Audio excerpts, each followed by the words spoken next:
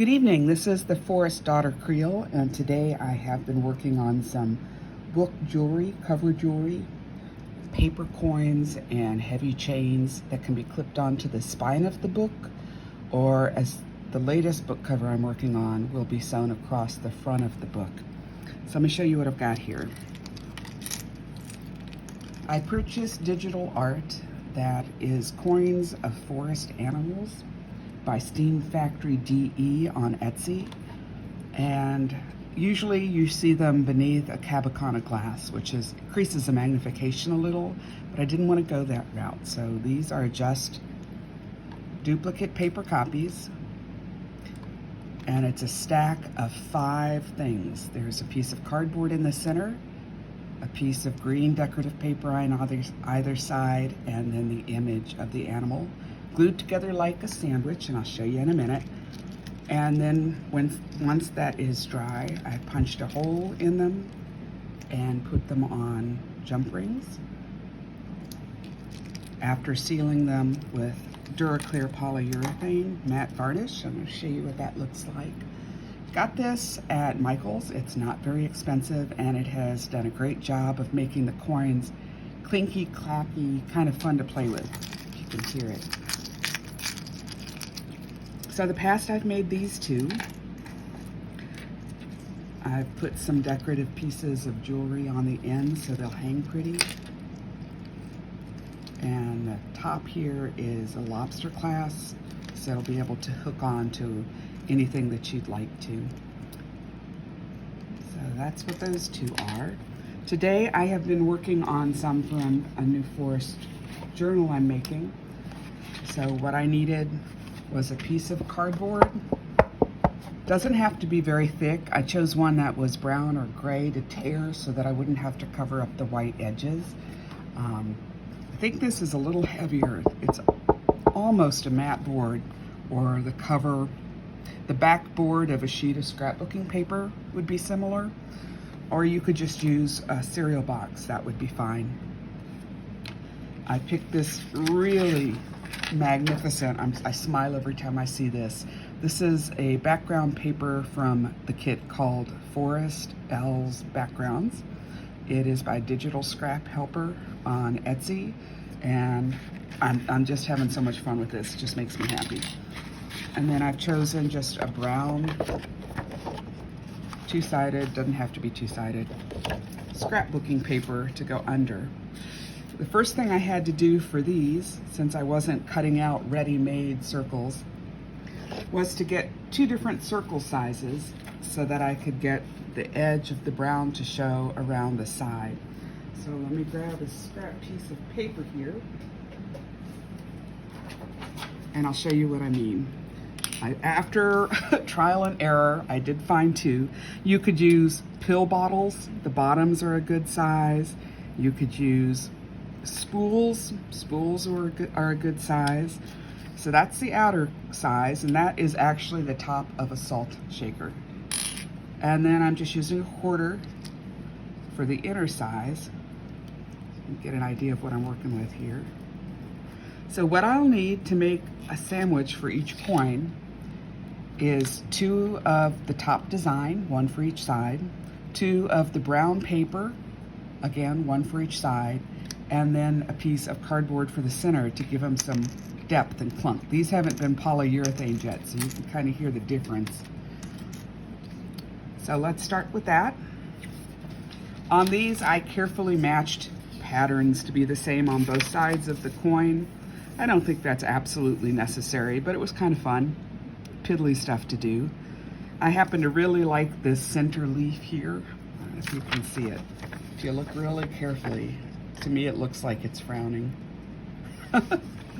So I'm just going to draw around the quarter using a pencil.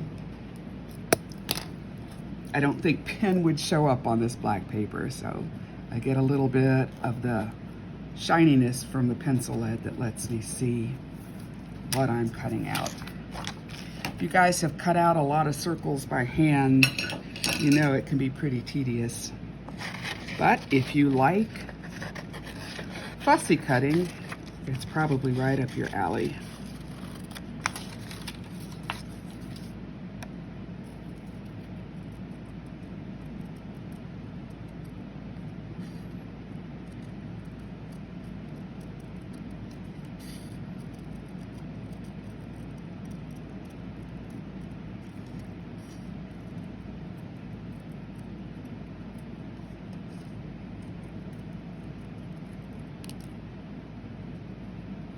And they really don't have to be perfect. They will all look beautiful on the finished product. So as you can see, I got this one just a little off center. So I will try to do the same on the next one. So I can find where this smiley face dude is. I think this is cut too close, so let me get this one here. So what I'm gonna do to make them the same, and you certainly do not have to do this, I'm just kind of anal that way. So I'm going to line up the design so that it's the same. And then slip my coin under it so I get about the same cut.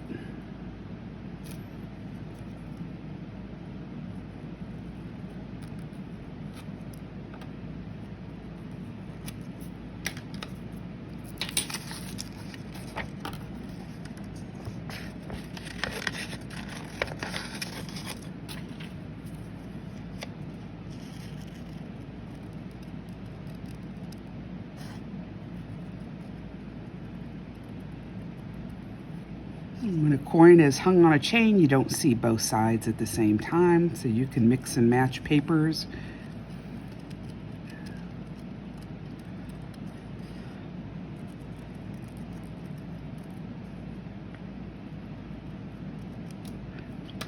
Okay, so we've got 2 fronts. Then we're going to need 2 of the brown paper that frames it, and that's when we're going to the bigger size circle.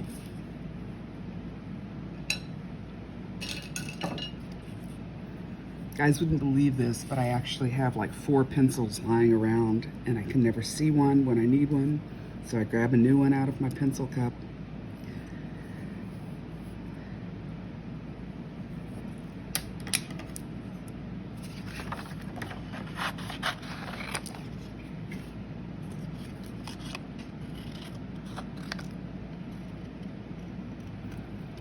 If you're watching this today, it is early in August in central Illinois, and the humidity feels like a sauna.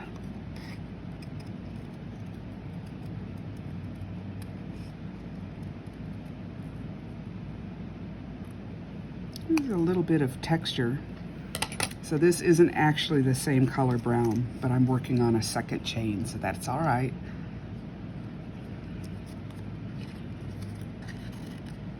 And that, there we go.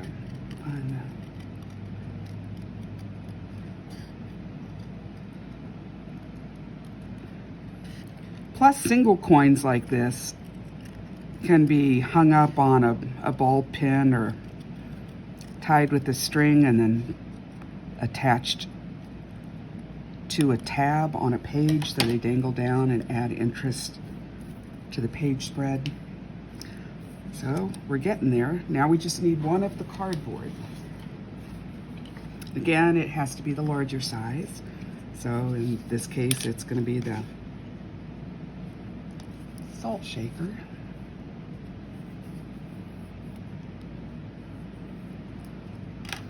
Main thing about the cardboard is you want it stiff enough to give some body to the coin, but not so thick that you can't cut it with scissors. So you may have to play around. And that's really all I've done is play around until I got something I liked.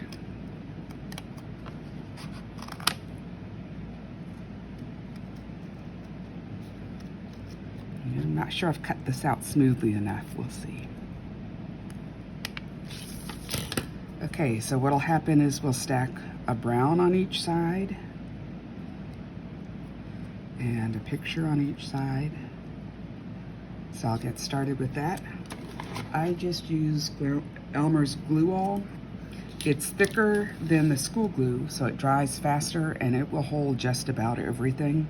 If I'm gluing fabric to a cover, I will use a fabric glue for that. But for almost everything else, I've been really pleased with the price and the ease of use. So, and I don't mind spreading glue around with my hands.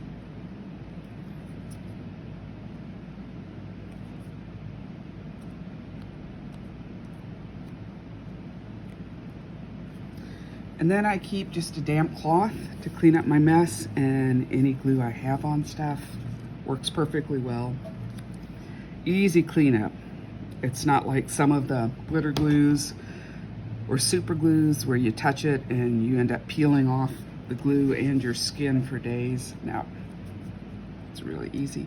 Plus, my theme tends to be, I want a magical journal that has been found out in the forest that may have made it through a rainstorm or two. So I honestly include a little bit of the warping as part of the character on some of my paperwork. It gives it that feel that you found something that may have been left in a hollow tree, something kind of fun like that. So both sides are on. You can see a little bit of the cardboard sticking out. Sometimes I trim that down just a little, but most people's eyes don't even notice or care. For example, on these finished coins, you can see that there is a tiny little bit of gray rim, but when it's sealed with polyurethane, the gray just echoes the wolf. It's really not a big deal. You don't have to be perfect to be really beautiful. So we've got the brown on both sides. Do the decorative paper the same way. You see I've got glue on the table. I line this up trying to get it so there's the same amount of brown showing clear around the circle. Wipe up the glue. Sometimes if you lightly dampen the surface of the paper once it's glued down, it doesn't warp as much because you've gotten it damp on both sides. It's a little less likely to curl.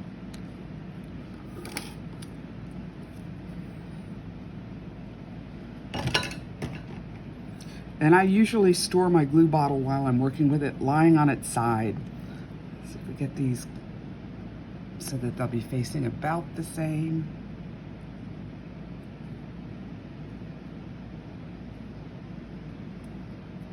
Press it together to dry. So that's how I make the coins. It's a lot of circle cutting if you're making a lot of them, but it's not hard. So some of the objects that I have also drawn circles with are different sizes of spools. If you get a large spool and a smaller spool, you can get the same difference in spacing. You can see here. That's easy to use. Different size coins will work. But the real reason I got the spools out today is these are smaller than what I'm working with. And I'm gonna polyurethane the edges closed first because I can't lie them to dry on a wet edge. And these will work as tables to let the polyurethane glue dry. And the glue, I'm gonna show you that. It's really easy to work with. It is not complicated. I shake it a little.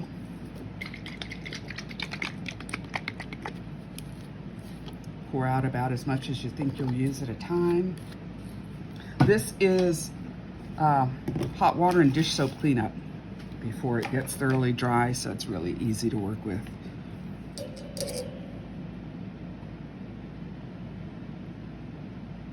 Just gonna work the glue down into the holes along the edges here.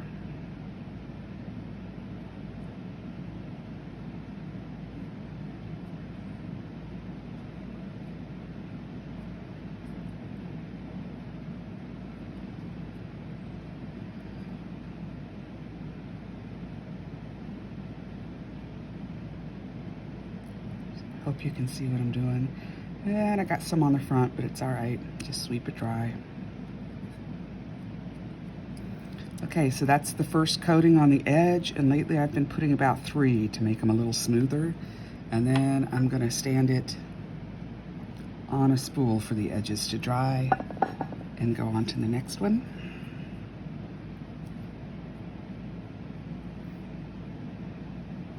So my paper circles didn't line up perfectly, so I tap a little of that polyurethane down into the little canyon there.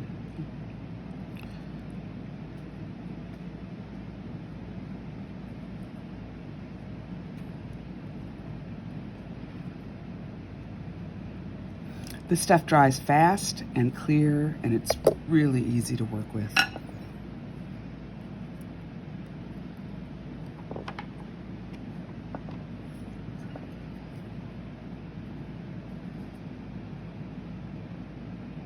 So I find for most of the books that I'm making, just under a foot of chain is enough, and I get my chain on Etsy. This chain that I'm using right now that has kind of a medieval feel is iron coated with brass. So if you just search for iron chain or brass coated iron, you'll find something similar.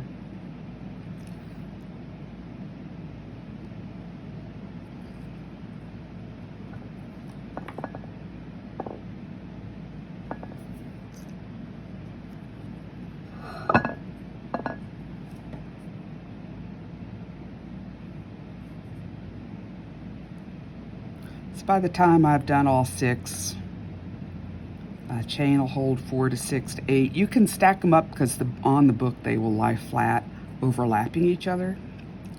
And of course on these chains you could add other things.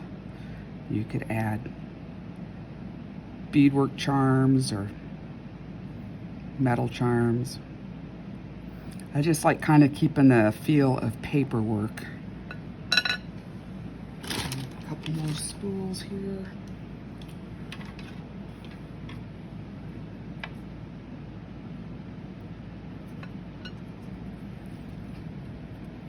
And the nice thing is you can make it match the digital papers you're using in your book, or pull together a color theme that you're interested in, and they are so tactile. They are so much fun to play with.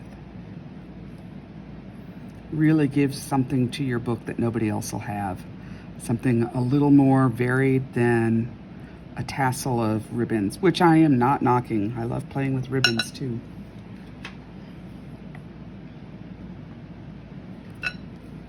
This is less expensive.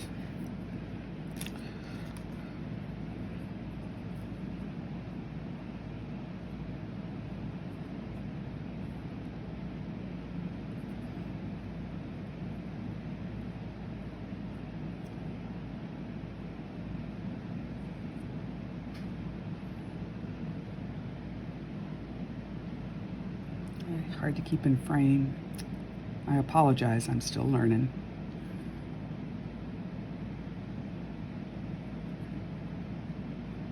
Okay.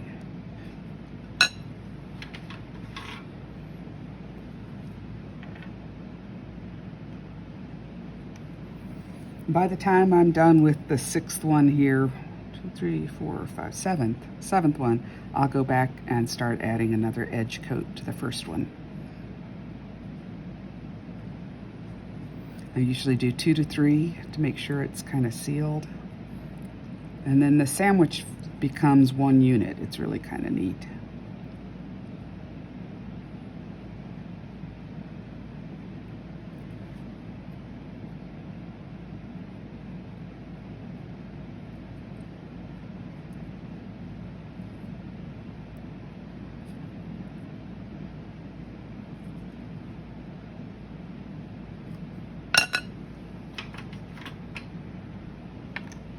Oops. Of course, my first one was the slightly different color brown. So you can see it's turning gray again instead of the darker brown. It means it's dry. So I'm just going to work in another coat.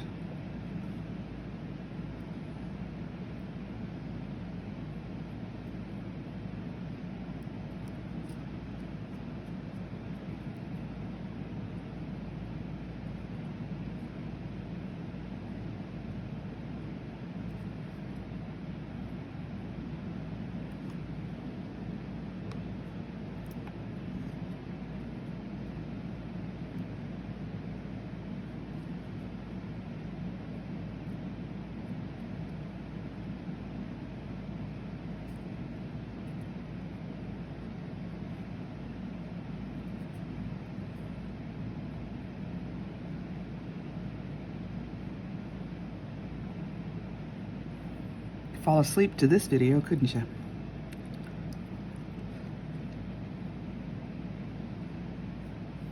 I don't know how many of you have worked with jump rings. They're really quite easy to work with. You can get them at so many different sites. You can get them at Michael's. I buy some colored ones that are used for making chainmail bracelets off of an Etsy site. I just like having a range of colors. And because you're working with paper, they don't have to be super sturdy.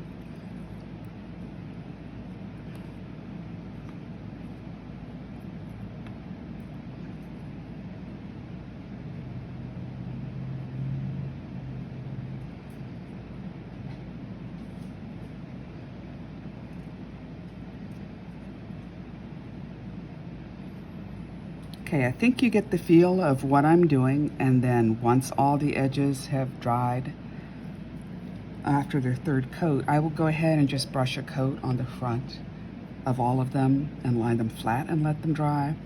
Flip them over, brush a coat on the back and let it dry, and probably do just 2 coats on each one. It's not very complicated. Then I poke a hole using a Fiskars. It's a small hole punch for this. I've tried less expensive hole punches, but I squeeze pretty hard and I'm going through cardboard and I tend to bend them. So I wanted to show you just the chain that I'm talking about. Can I focus? These come with different link patterns. I kind of like just the simple round circle Rolo pattern. But there is no right or wrong answer, just what you think matters. And then I wanted to show you the jump rings I'm using. These just have a little bit of a dark brown, which is going to work pretty with the dark brown of the coins I'm making. So I'll show you guys when I'm finished. Thank you for working with me and keeping me company. I'll see you soon.